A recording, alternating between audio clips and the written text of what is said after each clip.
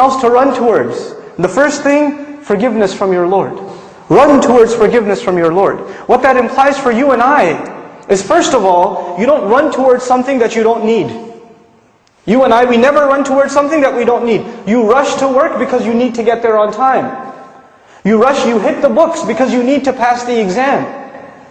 We rush to things when we need them. So first of all, we need to acknowledge that we are in need of Allah's forgiveness. And who will realize that they need to be forgiven by Allah except the one who realized they've done something wrong? The first thing the believer has to internalize, no matter if we are good Muslims, we are not free of sin. We are not free of disappointing the standards Allah has set for us. After all, it is Allah who says about all of humanity, including the Muslims, مَا قَدَرُ اللَّهَ حَقَّ قَدْرِ. They didn't appreciate Allah like He deserved to be appreciated. The first thing He tells us, run towards forgiveness from your Lord. سَارِعُوا إِلَى مَغْفِرَةٍ مِّن رَبِّكُمْ وَجَنَّةٍ عَرْضُهَا السَّمَاوَاتُ وَالْأَرْضِ. And the second incentive, run towards this garden, this Jannah, whose expanse, whose real estate, whose size is comparable to the heavens and the earth combined. You know, this hits home when you get a little older. When you're younger, you're not going to understand and appreciate the power of these words. But those of you that are older, those of you that are married, those of you that have kids, you will appreciate this. When you're younger, you don't care about money, not so much. So long as you have clothes on your back, whatever, it's all good. You can live in an apartment, you can roommate with 5 other guys, it's all good, no problem. When you get married, you say, I need to move out to a house. I can't be in that apartment anymore, we need to buy a property. And it should be in a good neighborhood.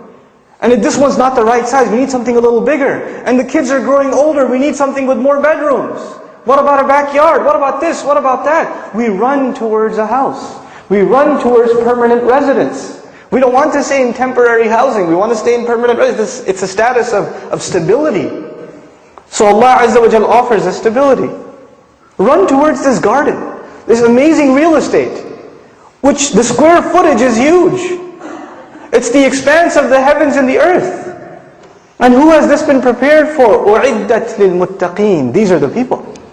It has been prepared for those who are truly cautious, afraid, careful. These are the muttaqeen. Who are these muttaqeen? Allah Azza wa Jalla speaks about the people of taqwa all the time. But in this passage, there are some specific attributes that I want us to try and remember and implement, inshaAllah ta'ala. What good are these reminders if they don't affect our life? الَّذِينَ يُنْفِقُونَ فِي السَّرَّاءِ وَالضَّرَّاءِ. This is the first attribute of the people of taqwa, he says. Those who spend in ease, in times that are easy, and in times that are difficult. Of course here, spending implies spending for the sake of Allah. Investing in that real estate that you get later on. You don't get any pictures of that real estate yet. There are no brochures. There's only trust. You have to trust the one selling it to you, Allah subhanahu wa ta'ala. Any other salesman tries to sell you something without showing you the product, you say, I don't trust you, man. But Allah Azza wa Jalla is selling us. هَلْ أَدُلُّكُمْ عَلَى تِجَارَةٍ. Should I tell you of a sale? فَاسْتَبْشِرُوا بِبَيْعِكُمْ. Congratulations on its trade agreement that you've made. Allah is selling us something, subhanahu wa ta'ala. Why would Allah Azza wa Jalla need to sell us something? It's not like we need, Allah, you know, when you buy and sell, there's an exchange. But everything we own is Allah's too. So the selling doesn't make any sense. He's our owner too. But Allah Azza wa Jalla speaks to us in terms we will understand, because human beings are greedy. When it comes to business deals, our ears open up. Really? There's a good deal? I can get something out of this? So Allah Azza wa Jalla speaks to us in the terms we understand, in the terms that incentivize things for us. So Allah Azza wa Jalla here says, الَّذِينَ يُنْفِقُونَ. Those who spend when it's easy to spend and when it's hard to spend. And what is it that they spend? Allah didn't say amwalahum here. He didn't say amwal. He says amwal and wealth and assets in other places. In this passage he didn't mention it. It includes wealth, but it includes time. It includes your youth. It includes your energies. It includes your priorities. It includes your planning. You give that up for the sake of Allah. You sacrifice things for the sake of Allah. You've invested things for the sake of Allah. Anfaqa literally means to lose something. To let go of something. So we let go of the things that which we love. And we let them go for the sake of Allah to acquire this attribute of taqwa. الَّذِينَ يُنْفِقُونَ فِي السَّرَّاءِ وَالضَّرَّاءِ. This is the first characteristic. Now listen to the second one. Maybe you could say, I don't know, I don't have anything to give. I don't have any money. The next attribute, all of us can manage. وَالْكَاظِمِينَ الْغَيْظِ. Allah says those who swallow their anger. Those who swallow anger. And the wording is very, very powerful. Kadhama is actually to swallow. Now, there's one thing, when you're chewing food, if I'm chewing food, you could see my cheeks moving. Right? And you could tell that there's something in my mouth. But if I swallow it, then would you know that I've eaten something? No, it disappears.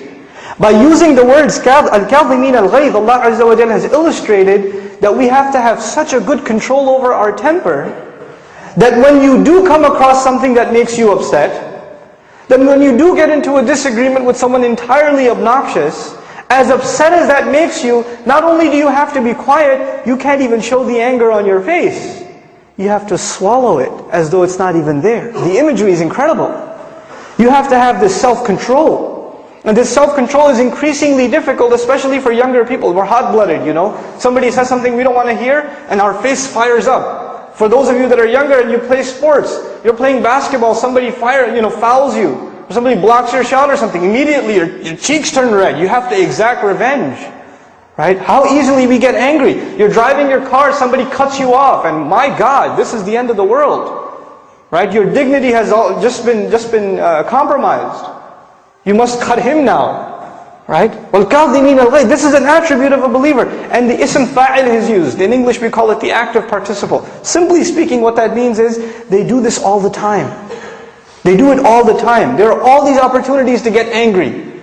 Little things at work, little things at the home. Easily the wife gets angry at the husband. Very easily the husband gets angry at the wife. Little things make you angry at the children. Learn to swallow your anger. Become a person that perseveres through these things. If little things annoy us, if little things get angry at make us upset, how do we expect Allah Azza wa Jalla to forgive our big sins? We expect from Allah that He doesn't get angry at us. And yet here we are exacting anger at every little thing. It shows a lack of restraint. So وَالْكَاظِمِينَ الْغَيْظِ. And the next attribute, وَالْعَافِينَ عَنِ النَّاسِ. Very difficult. They forgive people out of love. Not ghafirin. Aafin. Ghafir is someone who forgives. But aaf is someone who forgives out of love. When you forgive someone and they offend you and you forgive them, first of all, most people say, brother, I know that was a nice khutbah and I know I should forgive, but my situation is special.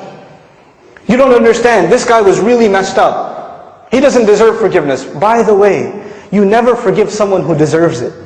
By definition, forgiveness means to give it to somebody who doesn't deserve it. And you're not forgiving for them. You're not you're not giving them forgiveness because they want it or because they deserve it. You're doing it for yourself because you want to be in this list. You want to be among these people that are considered muttaqeen. That's why they forgive people. Especially those who work for the sake of Allah Azza wa Jalla. If you volunteer at a masjid or at an Islamic organization, especially in the situation of family, there's a lot of feuds. There's a lot of things that come up and people get friction among each other. This is where shaitan wants friction. Inna shaytana yanzahu baynakum. Among yourselves, shaitan will no doubt, he will try to cause dissent among you. And these are the times we have to remember وَالْعَافِينَ عَنِ النَّاسِ. The Sahaba understood this really beautifully well. Hassan radiallahu anhu was one time, he's sitting there and his servant brings him drink. And when he was pouring the drink, he dropped it. He dropped the drink. Of course this upset the Sahabi radiallahu anhu. So immediately he recited this ayah. وَالْكَاظِمِينَ الْغَيْظِ. Those who suppress their anger.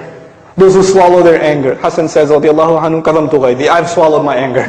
He heard the ayah, he said, okay, I'm not upset anymore.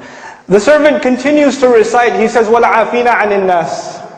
And they lovingly forgive people. He says, عَفَوْتُكَ, I forgave you too.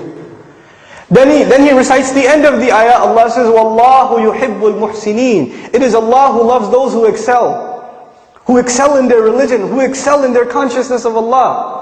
He says, go, you're a free man. He set him free. Just because he heard the ayah. These ayat are supposed to exact change in our behavior. So here we have three things Allah Azza wa Jalla mentions. الَّذِينَ يُنْفِقُونَ فِي السَّرَّاءِ وَالضَّرَّاءِ. Those who spend when it's easy and when it's hard. وَالْكَاظِمِينَ الْغَيْظِ. Those who suppress their anger consistently. And then وَالْعَافِينَ عَنِ النَّاسِ. and those who pardon people out of love. And here it implies also out of love of Allah. One thing about forgiving people, because it seems to be a